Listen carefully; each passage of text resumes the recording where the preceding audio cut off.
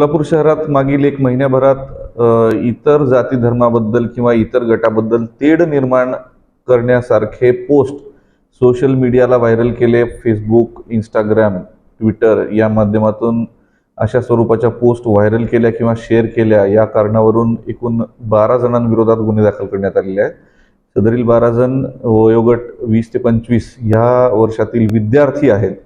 या अनुषंगाने सोलापूर शहर पोलीस दलाकडून सर्वांना आवाहन केलं जातं की कुठल्याही इतर जाती धर्माच्या बाबतीत, इतर गटाबाबतीत तेढ निर्माण होईल अशा स्वरूपाचे मेसेजेस हे व्हायरल करू नये, हे शेअर करू नये आणि अशा स्वरूपाच्या मेसेजेसना रिप्लाय करू नये.